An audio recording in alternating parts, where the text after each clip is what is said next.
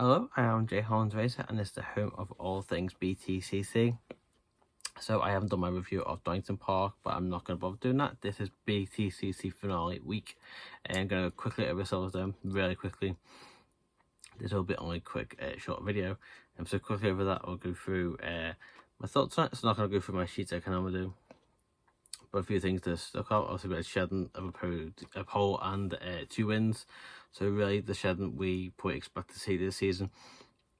Much better and improved weekend. A lot of people not saying he's driver of the driver of the day. I think he had to be, if how good of a weekend he had.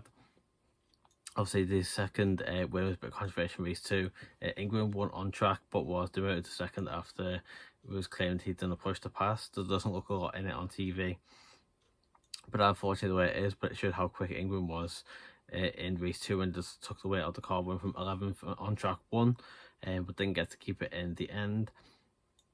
We had Turkington who spun it in race 2, and it looked like it wasted a bit for him, but the benefit of that was he finished 11th in race 2, and but 11 was pulled out for the reverse grid, so he ended up on pole and won race 3. Ash Sutton had a very he didn't do too much really, did he? I don't think he even got a podium this weekend either, but he just bagged some points. I think he's lost about 5 points in his lead, but still leads by about 32 points going into this weekend's finale, which I will quickly speak about that in a minute. It's just too exciting to look forward to this weekend, isn't it? But me touching too much on Donington. Unfortunately, Adam Morgan had a big crash as well, didn't he, in race 1, which meant he didn't start race 2. I don't think he did too much in race 3. I think he was in that pit lane a few times, just testing the car. Dan Lloyd had another good weekend, honourable mention there as well. We go into the weekend with 5 drivers mathematically in contention. I think probably Josh Cook's probably out of it.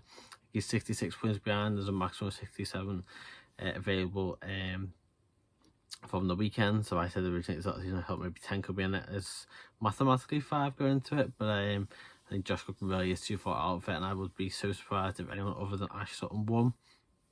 So like I said, looking forward to this weekend. I do think Ash Sutton will wrap up the championship. I will be surprised if it even goes into race 3, to be honest. Might even be wrapped up by the end of race 2. We will see. Jack C has already wrapped up. Dan Rowbottom won that this weekend. He bought last weekend, sorry, at Donington. Absolutely destroyed it, really. Was really dominant in that. Also got his first win in Btcc as well. So if Dan is back next season, expect him to be even better. I think it's been a really good season for Dan, just showing people exactly what Dan can do. And then looking forward to things other than that, it is the last weekend of the season. People do crazy, we get some crazy results. I expect Ash Sutton will probably go well in qualifying. It always does anyway, even with weight. So we will do pretty well on that. So obviously with our front wheel drive cars may struggle a bit more, which will put them on the back foot for race 1, and it'll be hard for them to come back to be quicker in probably at least race 2, maybe race 3. But I think Ash will already be too far ahead by that point, and we'll have it wrapped up. But again, you never know with things like that. We'll have drivers that want to prove a point. The Coopers look quick at Donington, and especially Goff. He said he felt like the car was the best it's been for quite a few rounds. He's had some issues with the car, he reckons, that they'd not be able to figure out, but they might have to figure it out at Donington. And you even watch it, especially in race 3 in particular, it looked a lot racier. Sometimes cars can just be kind of in the pack and just be there for the sake of being there. But the Cooper did look like it was competitive and could have gone even quicker, especially if Goff could have got past Shedden, who was carrying maximum balance in that last race. So if the Coopers can qualify well, I don't see any reason why they can't potentially get at least their second podium of the season in the car for the new Cooper, which I think is a big stepping stone. Obviously, they got Taylor Smith and Goff staying on with them for next season, so that means that they will have a good idea of where the car is and progress for next season. Obviously, unfortunately, mid-season Goff just seems to tailed off a little bit. Seems to have a bit of a problem with the car.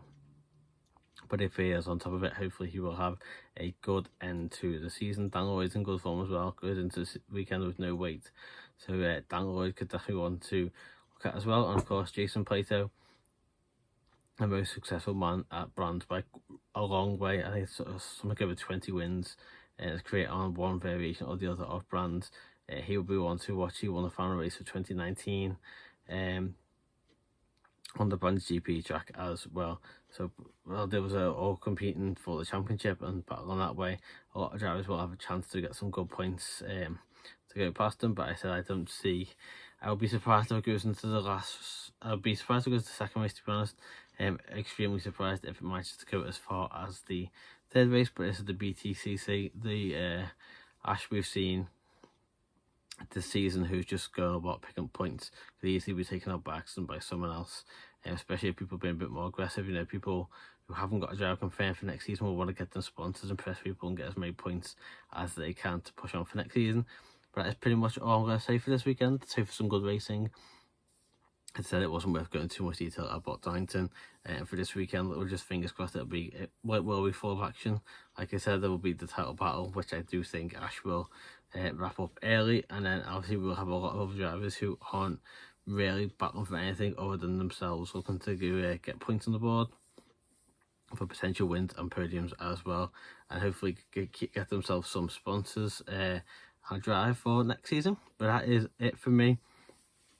You'll see me again after brands. I will talk a bit more about that, and then my plans for kind of the winter. I will go through like I did last year, doing driver announcements as they come through, as well as do some season reviews specifically on the individual drivers and teams. But that is all for this weekend. Like I said, I think Ash will win, and we'll just get some good racing. Thank you for joining me, and I will see you after brands.